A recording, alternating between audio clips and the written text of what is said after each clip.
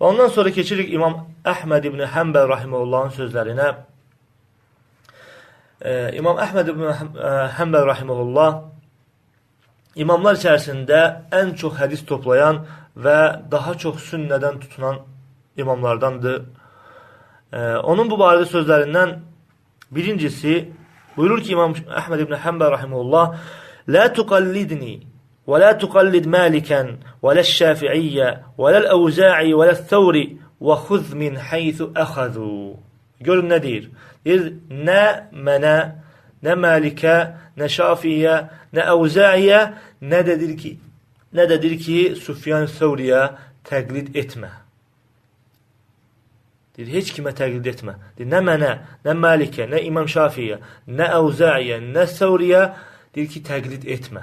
Heç birinə deyir, təqlid etmə. Sonra deyir ki, فَخُذْ مِنْ حَيْثُ أَخَذُوا. Onlar hardan götürüblərsə, sən də oradan götür. Onlar hardan götürüblərsə, sən də oradan götür, yəni dəlil, hədisdən götür. Bu sözü də İmam Şafii rahimehullah Fullani kitabı İqaz Himam Ulul Absar kitabı 113-cü səhifədə gətirib. İbn Qayyim rahimehullah da İ'lamul Muvaqqi'in kitabı 2-ci cild 302-ci səhifədə gətirib.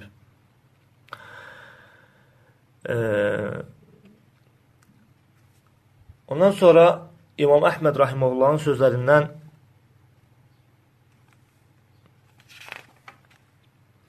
buyurur ki, Ra'yul Əvza'i və ra'yu Malikin və ra'yu Əbi Hanifədə kulluhu ra'i və huvə indi səvə və innəməl hüccə fil əthər. Və huvə indi səvə və innəməl hüccə fil əthər. Deyir ki, Əvza'inin rəyi və həmçinin Malikin rəyi və Əbu Hanifənin rəyi hər biri bir rəyidir. Mənə görə hamısı eynidir. Hüccət, dəlil isə yalnız deyir, əsərlərdədir. Yalnız əsərlərdədir. Bu da Əbu Davud rahimehullah İmam Əhməddən nəql edib. Məsail İmam Əhməd kitabında 276-277-ci səhifələrdə. Və ondan sonra İmam Əhməd rahimehullah yenə buyurur ki, Mən raddə hədithə Rasulillahi sallallahu aleyhi və səlləm fəhuvə şəfəhələkə. Və kim Allah Resulünün sallallahu aleyhi və səlləmin hədisini rədd edərsə, o həlakın kənarındadır. Yəni artıq həlaka çox yaxındır. Kim Allah Resulü sallallahu aleyhi və səlləmin hədisini tərk edərsə, o həlakə çox yaxındır. Və bu da İmam Əhməd rahimehullahın sözlərindən bəziləri idi. Və gördüyünüz kimi, əziz müsəlmanlar, bu əzəmətli sözlər həmin imamların sözləridir. Hansı ki, insanlar onlara təqlid edirlər. İnsanlar onlara, yəni kör-körana təqlid edirlər. Onları sanki Peyğəmbər sallallahu aleyhi və səlləmin sözləri kimi onlarla müamilə edirlər. Hansı ki, o imamlar hər biri bizlərə hədisdən möhkəm tutmağı əmr edib və elmsiz şəkildə onlara təqlid etməkdən çəkindiriblər. Yəni, o qədər açıq aydın deyilmiş sözlərdir ki, qardaşlar, bu sözlər yəni başqa hər hansısa bir mənaya yozmaq heç mümkün deyil. Açıq aydın deyilmiş sözlərdir ki, bizə təqlid etməyin və biz hardan götürmüşüksə siz də oradan götürün. Hardan götürmüşüksə, necə ki İmam Əhməd rahimehullah deyir ki, bu imamlara tabi olma, fəxuz min haythu əxəzu. Hardan götürüblərsə sən də oradan götür. Bu sözlərlə bizə aydın olur ki, kim sünnədə sabit olmuş bütün hədislərə tabi olarsa, hətta bu hədislər imamların bəzi sözlərinə müxalif olsa belə, o nə onların məzhəbindən ayrılmış, nə də onların yolundan çıxmış sayılmır. Yəni, hətta sən imamların sözlərinə müxalif olsa belə, hədisləri götürsən, yenə də sən imamların məzhəbindən, imamlara təqlid etməkdən yəni çıxmış sayılmırsan. Çünki onlar özləri deyiblər ki, bizim sünnəyə müxalif olan sözlərimiz bilin ki, bizim sözümüz deyil. Bizim sünnəyə müxalif olan sözlərimiz bilin ki, bizim sözümüz, yəni həmin sözlər bizim sözümüz deyil. Biz yenə də, hətta özümüz deməmiş olsaq belə, həyatımızda da, öləndən sonra da yenə də Peyğəmbər sallallahu aleyhi və səlləmin sözlərini deyirik. Yəni bu sözlərlə imamlar özləri hamını, hər bir kəsi Peyğəmbər sallallahu aleyhi və səlləmin sünnəsinə tabi olmağa çağırıblar. Amma Peyğəmbər sallallahu aleyhi və səlləmdən sabit olmuş bir sünnəni onların sözünə müxalif olduğuna görə tərk edən isə bunun əksidir. Yəni onlara tabi olmuş, onlara təqlid etmiş sayılmır. Hətta onların sözünü desə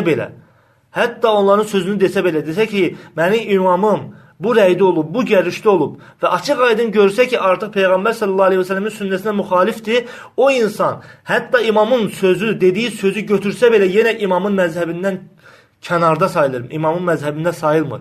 Çünki imam özü deyib ki, mənim sünnəyə müxalif olan sözüm mənim məzhəbim deyil, mənim rəyim deyil, mənim görüşüm deyil. Hətta mən onu demiş olsam belə, əgər görsəz ki, sünnəyə müxalifdir və bilin ki, mən o sözü tərk edirəm. Həyatımda da öldükdən sonra da. Deyir ki, mən o sözü tərk edirəm. Və bu insanlar belə etməklə imamların sözlərini sünnəyə müxalif olduğu halda belə yenə o sözləri götürən insanlar əksinə o imamlara asi olmuş olurlar. Onların yuxarıda keçən sözlərini qəbul etməyib onlara müxalif olmuş olurlar. Allah Teala Quran-ı Kərimdə Nisə surəsi 65-ci ayədə buyurur ki: "Fələ və rabbikə la yu'minun hatta yuhakkimuka fima şəcərə beynəhum. Thumma la yecidū fi anfusihim haracan mimma qadaytə və yusallimu təslimə." Peyğəmbər sallallahu aleyhi və səlləmə xitabən buyurur ki, Allah Teala xeyr, sənin Rəbbinə and olsun ki, Allah Teala özünə and içir. Deyir ki, sənin Rabbinə and olsun ki, onlar öz aralarında baş verən çəkişmələrdə səni hakim hesab etməyincə, sonra da sənin verdiyin hökmlərə görə özlərində bir sıxıntı duymadan, tam təslim olmayınca onlar iman gətirmiş olmazlar. Həmçinin Allah Teala Nur surəsi 63-cü ayədə buyurur ki: "Fəlyəhzəriləzīne yuxalifūne an əmrihi ən tusibəhum fitnətun əv yusibəhum azabun əlim." Qoy onun əmrinə qarşı çıxanlar başlarına bir bəla gəlməsindən, yaxud özlərinə sarsıdıcı bir əzab üz verməsindən qorxsunlar. Başlarına bəla, müsibət, fitnə gəlməsindən və onlara sarsıdıcı bir əzab üz verməsindən deyir ki, qorxsunlar. Ondan sonra İbn Həcər rahimehullah buyurur ki: "Fəl-vacib alə kulli men bələğəhu əmr Rasul sallallahu aleyhi və səlləm və arafəhu ən yubəyyinəhu lil-ummə." Kimə Allah Resulü sallallahu aleyhi və səlləmin bir əmri çatarsa və onu bilərsə, ona vacibdir ki, onu bütün ümmətə bəyan etsin və ona tabi olmağı əmr etsin. Hətta bu əmr, İmam Şafi'i rahimehullah deyir ki, hətta bu əmr və in xalafə zəlikə ra'yə azimin minəl ümmə. Görün nə deyir? Hətta görsə ki, Peyğəmbər sallallahu aleyhi və səlləmin bu sözü, bu əmri ümmətdən olan hər hansısa bir böyük şəxsiyyətin rəyinə, görüşünə müxalif olsa belə, yenə də deyir ki, həmin hədisi əmr etməli və insanlara da o ilə əməl etməyi onlara vacib etməlidir, onlara buyurmalıdır ki, bildirməlidir ki, hədisə tabi olmaq vacibdir. Ondan sonra İmam İbn Həcər rahimehullah sözünə davam edərək buyurur ki, فَإِنَّ أَمْرَ رَسُولِ اللّٰهِ صَلَّى اللّٰهُ عَلَيْهِ وَسَلَّمْ أَحَقُّ أَنْ يُعَظَّمْ وَيُقْتَدَى بِهِ مِنْ رَأْيِ أَيِّ مُعَظَّمٍ قَدْ خَالَفَ أَمْرَهُ فِي بَعْضِ الْأَشْيَاءِ خَطَأً.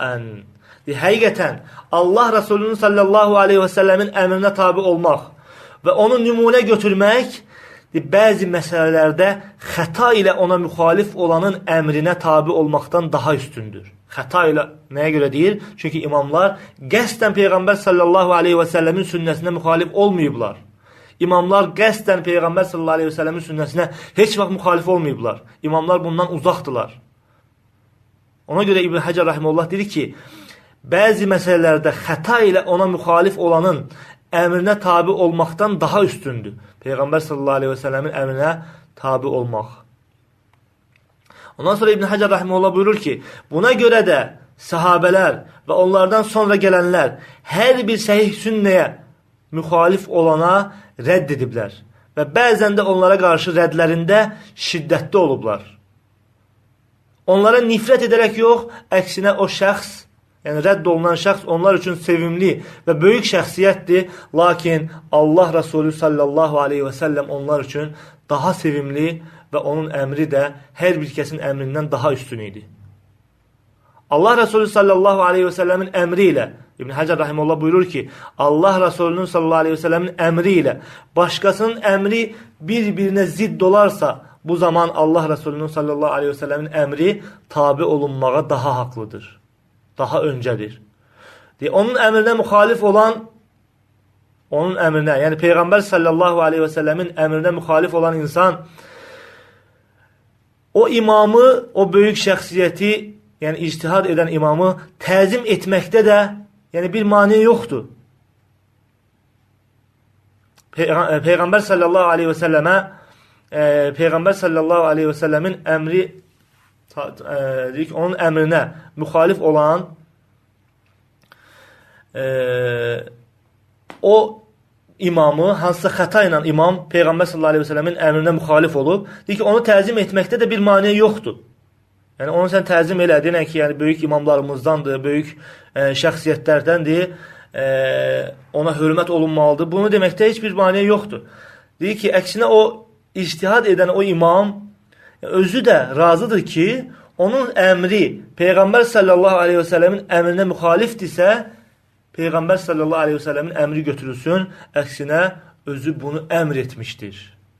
Deyir ki, o imam özü də razıdır ki, nə vaxt ki, öz sözü görülsə ki, Peyğəmbər sallallahu aleyhi və səlləmin sözünə müxalifdir, özü əksinə bunu əmr eləyib ki, öz sözü tərk olunsun, Peyğəmbər sallallahu aleyhi və səlləmin sünnəsi götürülsün. Bu da İbn Həcər rahimehullahın bu sözünü də Fullani nəql eləyib İbn Həcərdən İqadul Himam kitabı 93-cü səhifədə. Ondan sonra Şeyx Albani rahimehullahın sözünü qeyd etmək istəyirəm. Şeyx Albani rahimehullah bu sözü izah eləyərək buyurur ki, deyir ki, necə ki onlar, yəni bununla razı olmasın, necə deyir onlar bununla razı olmasınlar. Yəni öz sözləri müxalif olduğu zaman, sünnəyə müxalif olduğu zaman öz sözlərinin tərk olunmasını və Peyğəmbər sallallahu aleyhi və səlləmin sözlərini götürməyə deyir ki, necə onlar deyir müxalif, yəni bununla razı olmasınlar. Hansı ki, yuxarıda keçdiyi kimi, onlar, yəni o imamlar bunu öz tabiçilərinə əmr etmiş və onlara öz sözlərini tərk edərək sünnəyə tabi olmağı məcbur ediblər. Əksinə İmam Şafii rahimehullah öz tabiçilərinə əmr edib ki, səhih sünnəni ona nisbət etsinlər. Hətta o özü onu götürməmiş olsa belə. Hətta özü həmin səhih sünnəni götürməmiş, hədisi götürməmiş olsa belə, deyir ki, əgər kimsə səhih hədis görərsə, onu deyir ki, mənə nisbət edin. Bilin ki, mən də o sözü götürürəm. Buna görə İbn Dəqiq Əl-Eid rahimehullah burasına diqqət edin. İbn Dəqiq Əl-Eid rahimehullah deyir, 4 məzhəb imamlarının səhih hədisə müxalif olduqları məsələləri böyük bir kitabda cəm eləyib və kitabın əvvəlində də qeyd edib ki, görün İbn Dəqiq Əl-Eid rahimehullah həmin kitabın əvvəlində, hansı ki o kitabda nələr var idi? İmamların sünnəyə müxalif olan sözləri. Hansı ki onlar o sözlərlə qəsd eləməyiblər. Xəta ilə və həmin sünnələr onlara çatmadığı təqdirdə müxalif olduqları sözlər var. Deyir ki, həmin sözləri İbn Dəqiq Əl-Eid rahimehullah bir dənə böyük kitabda cəm eləyib və həmin kitabın əvvəlində deyir ki, İbn Dəqiq Əl-Eid rahimehullah deyir ki, həqiqətən bu məsələləri o müctəhid imamlara nisbət etmək haramdır. Bilin ki, yəni bu sözləri o imamlara nisbət etmək haramdır və onlara təqlid edən fəqihlərə də bunu bilmələri vacibdir ki, hətta bu məsələləri onlara nisbət edərək yalan danışmasınlar. Görün nə deyir İbn Dəqiq Əl-Eid rahimehullah, çox gözəl söz deyir. Deyir ki, İnnə nisbətə həzihil məsail iləl-əimmətil müctəhidinə haramun və innəhu yecibu aləl-fuqahəil müqallidinə ləhum ma'rifətuhə liəllə ya'zuhə iləyhim fəyəkzibu aləyhim. Həqiqətən bu məsələləri, hətta imamların sözləridir, Bu sözler imamların sözleri olduğu halda görün ne deyir? Deyir, bu sözleri, bu meseleleri o müctehid imamlara nispet etmek haramdır.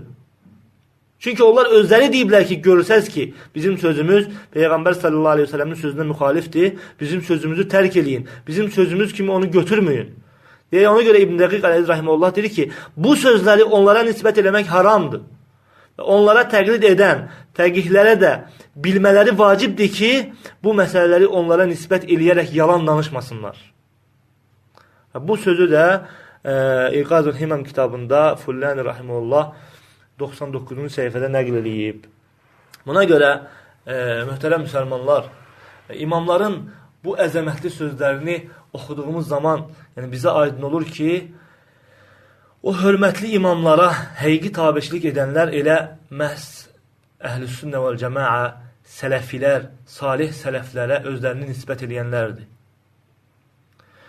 O imamlara kör-körana təəssübkeşlik edənlər və insanlara da buna dəvət edənlər isə əslində onlara tabeçilik yox, əksinə o imamlara ən birinci müxalif olanlardır. Həmçinin biz imamların o sözlərini, yuxarıda keçən sözlərini oxuduğumuz zaman görürük ki, onlar insanları bacardıqları qədər Quran və sünnədən möhkəm tutmağa və buna müxalif olan hər bir sözü tərk etməyə çağırıblar. Hətta bu öz sözləri olsa belə. Hətta ona müxalif olan sözlər, öz sözləri olsa belə onu tərk edərək Peyğəmbər sallallahu aleyhi ve sellemə tabi olmağa çağırıblar. Lakin insanları kör-körana təəssübkeşliyə, məzhəbçiliyə, təqlidçiliyə çağıranlar əslində onları Quran və sünnənin nurundan uzaqlaşdırmaq istəyirlər. O insanlar, onlar yəni insanları Quran və sünnənin nurundan uzaqlaşdırırlar. Quran və sünnəni insanlara qaranlıq və başa düşülməsi mümkün olmayan bir şey kimi qələmə verirlər. Və deyirlər ki, sənin ayə və hədisi başa düşməyin mümkün deyil. Deyirlər ki, sənin ayə və hədisi başa düşməyin mümkün deyil. Və imamların yuxarıdakı sözlərini gətirəndə hətta qayıdıb deyirlər ki, oradakı imamların o sözləri bizə aid deyil. Yəni, biz hədisə baxa bilmərik, biz ayəyə baxa bilmərik, mümkün deyil. Siz bir dənə bu sözün fəsadına diqqət yetirin, qardaşlar. Yəni, səni hədisdən və ayədən uzaqlaşdırır. Və bizim Quranı və hədisləri oxumağımız, onlarda olan nura və ona əməl edərək qazanacağımız savablara, əcirlərə görə oxuyuruq. Deyildikdən sonra ki, sən artıq onlara baxa bilməzsən, ayə, hədisi sən başa düşməyin mümkün deyil. Deyildikdən sonra hansı insan həvəslənib yenə Quranı və hədisi oxuyar? Artıq istər-istəməz insanda artıq Qurana, hədisə olan sevgi, ona qarşı olan, onu götürüb oxumaq artıq insan ruhdan düşür, oxumur. Nəyə görə? Çünki sən fikirləşirsən ki, onsuz da mən bunu başa düşməyim mümkün deyil, onda mən elə birbaşa imamın sözünü götürüm, imamın sözünə baxım. Elə baxırsan ki, elə oxuduğu şeylər də ancaq səhərdən axşama qədər, ancaq Quran, sünnədən başqa bəşəriyyətin sözləridir. Halbuki imamlar özləri bundan çəkindiriblər. Və deyirlər ki, bu sözlər, imamların yuxarıda keçən sözləri yalnız deyir ki, o müctəhid, onlardan sonraki müctəhid tələbələrinə, müctəhidlərə aiddir və deyir ki, onlardan sonra gələnlərə aid deyil, bizlərə aid deyil. Halbuki imamların sözlərinə diqqət yetirsələr, görərlər ki, imamlar o sözləri ilə ümumi olaraq hər bir kəsə yönəltdiyi sözlərdir. Hansı bir sözündə qeyd gətirə bilərlər? Heç bir sözündə qeyd yoxdur, qardaşlar. Ki, qeyd eləsinlər ki, bizim bu sözlərimiz yalnız ictihad eləyənlərə aiddir, ondan sonrakilərə, təqlid eləyənlərə və yaxud da ittibə, tabeçilik eləyənlərə aid deyil. İndi düzdür, bunlar özləri ictihadla təqliddən başqa bir şey olmadığını deyirlər. Halbuki, hansı ki, imamlar ispat ediblər ki, təkcə ictihad və təqlid yox, bunların ikisinin arasında ittibə, tabeçilik var. Tabeçilik nədir? Bu barədə ayrıca inşallah bir məqalə, həmçinin dərs olacaq ki, təqlid və ictihaddan əlavə bunların arasında ispat olunan, imamların da ispat etdiyi ittibə mərtəbəsi var. Tabeçilik mərtəbəsi var, hansı ki o mərtəbə təqliddən daha üstündür və haqqa daha yaxındır. Peyğəmbər sallallahu aleyhi və səlləm baxın nə deyir? Peyğəmbər sallallahu aleyhi və səlləm deyir ki, İstəqimu və lən tuhsu. Deyir, siz doğru düzgün yolda olun deyir, və bacarmayacaqsınız. Yəni nə demək istəyir? Peyğəmbər sallallahu aleyhi və səlləm deyir ki, siz bacardığınız qədər doğru düzgün yolda olun, lakin deyir ki, həqiqi surətdə, ən gözəl şəkildə, yəni tam şəkildə doğru düzgün yolda ola bilməyəcəksiniz. Sonra deyir ki, və lən tuhsu, yəni bacarmayacaqsınız. Sonra deyir ki, وَلَكِنْ سَدِّدُوا وَقَارِبُوا. Lakin deyir ki, düzgün doğru olun və haqqa yaxınlaşın. Tam ola bilməsəniz də, Peyğəmbər sallallahu aleyhi ve sellem deyir ki, yaxınlaşın. Tam haqqa uyğun ola bilməsəniz də və deyir ki, bunu bacarmayacaqsınız və deyir ki, siz haqqa yaxınlaşmağa çalışın. Bunlar isə yaxınlaşmağa çalışmırlar. Əksinə insanları uzaqlaşdırmağa çağırırlar və deyirlər ki, təqlid var və bir də deyir ki, ictihad var. Sən deyir, müctəhid deyilsənsə, mütləq deyir ki, təqlidçisən. Və baxmamalısan, imam necə deyir sözü, hardan götürür, necə götürür, onu sən başa düşməyin mümkün deyil. İmam nə deyirsə, onu götür get. İmam nə deyirsə, onu götür get. Həmçinin fəsada aparan sözlərindən biri də onların budur ki, hətta deyir ki, ictihad eləyən imamların hər birinin sözü haqdır. Haqqa isabət etmiş olur. Hətta baxırsan ki, elə məsələ var ki, bir tərəf halal və bir tərəf haram desə, deyir ki, halal deyəndə haqq eləmişdir, haram deyəndə haqq eləmişdir. Sanki yer üzərində Allah Teala 4 dənə şəriət göndərib, hərəsi ayrı-ayrı bir şəriətdir və hər biri haqdır. Və şək yoxdur ki, Quran-ı Kərimdə və Peyğəmbər sallallahu aleyhi ve sellemin sünnəsində saysız hesabsız dəlillər var ki, haqq yol bir dənədir. Mümkün deyil ki, haqq yol bir neçə dənə olsun. Haqq yol bir dənədir. Hətta ixtilaf olan məsələlərdə belə, hətta ixtilafda sənə bəyan olmayan məsələlər belə, alimlər arasında olan ixtilaflarda sənə hər hansısa bir tərəf açıq aydın bəyan olunmasa və hansının daha üstün olduğunu bilməsən belə, sən etiqad eləməlisən ki, mütləq və mütləq bunlardan biri haqdır. Nəyə görə bunu etiqad eləməlisən? Çünki sən bilirsən ki, etiqad edirsən ki, haqq yol bir dənədir. Mümkün deyil ki, ikisi də haqq olsun. Mümkün deyil ki, ikisi də haqq olsun. Və baxırsan ki, onlar deyirlər ki, sən ayə və hədisi başa düşməyi mümkün deyil. Və burada bir dənə qeyd etmək istəyirəm ki, yəni şək yoxdur ki, Qurana və sünnəni götürməyə götürüb əməl etmək dedikdə, mütləq olaraq alimlərin şərhlərini və onların təfsirlərinə ehtiyacımız olmamasını qəsd olunmur burada. Əksinə bizim alimlərin sözlərinə böyük ehtiyacımız var. Lakin burada qəsd olunan nədir? İnsanın öz imamının sözünü hər hansı bir səhih hədisə müxalif olduğu zaman onu tərk etməməsi və ya hər hansı bir ixtilaf zamanı imamların sözünü əsl olaraq götürməsi və yaxud da yeni baş vermiş müasir hadisələrdə, hansı ki əvvəldən bu şeylər olmamışdır, sonradan baş verən müasir hadisələrdir. Bu məsələlərdə hökm vermək üçün yalnız imamlara qayıtmaq. Yəni, burada qəsd olunan budur. Quran və sünnəyə qayıtmadan yalnız imamlara qayıtmaq. Burada qəsd olunan budur. Yəni, qəsd olunmur ki, yəni imamlara heç vaxt qayıtmırsan, heç vaxt imamlardan faydalanmırsan. Əksinə, biz imamlardan faydalanırıq. Əksinə, imamların sözləri bizim üçün mühümdür və onlara qayıdırıq təfsirlərdə, şərhlərdə. Mütləq də qayıtmalıyıq. Çünki biz onların fəhmi ilə Quranı, sünnəni başa düşürük.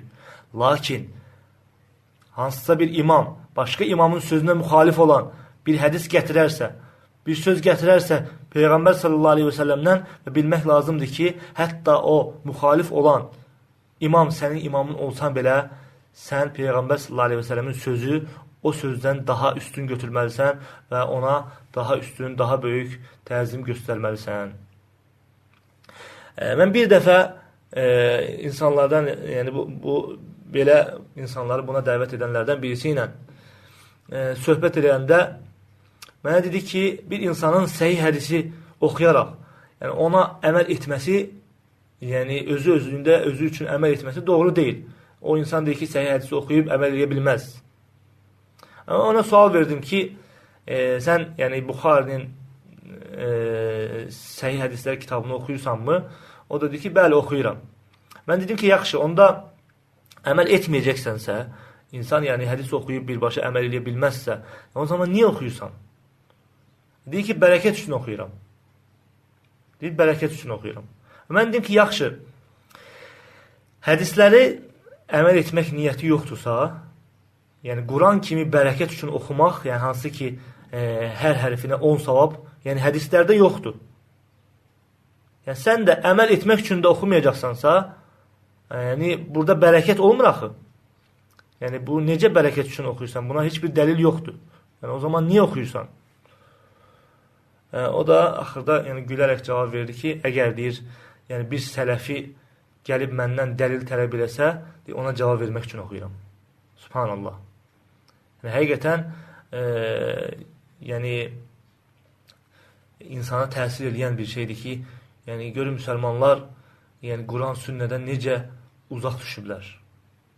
Mən yəni bu insanlara yalnız Peyğəmbər sallallahu əleyhi və səlləmin bu hədisini deyə bilərəm. Hansı ki, Cəbir rahimehullah Peyğəmbər sallallahu əleyhi və səlləmdən rivayet etdiyi hədisdir. Peyğəmbər sallallahu əleyhi və səlləm buyurur ki, elmi alimlərin yanında fəxr etmək, səfihlərlə mübahisə etmək və məclislərdə seçilmək üçün öyrənməyin. Peyğəmbər sallallahu əleyhi və səlləm deyir ki, elmi alimlərin yanında fəxr etmək, səfihlərlə mübahisə etmək və məclislərdə seçilmək üçün öyrənməyin. Kim belə edərsə onun üçün cəhənnəm və yenə də deyir ki, cəhənnəm vardır. Və bu hədisi İbn Hibban rahimehullah 77-ci hədisdə gətirib və Şeyx Albani Səhihül Cami kitabı 7370-ci hədisdə hədisi səhihləşdirib. Və bu ilə imamların sözü tamamlanır. Və bundan sonra inşallah gələn dərsimizdə imamların öz tabiçilərinin sünnəyə tabi olaraq öz imamlarının bəzi sözlərini tərk etməsi barədə bəzi misalları inşallah götürəcəm. Gələn dərsdə Allah təala istifadə edenlerden eləsin. Və sallallahu ala nəbiyyina Muhammed və ala alihi və sahbihi ecmaîn. İxlasla.com saytı tərəfindən təqdim olundu.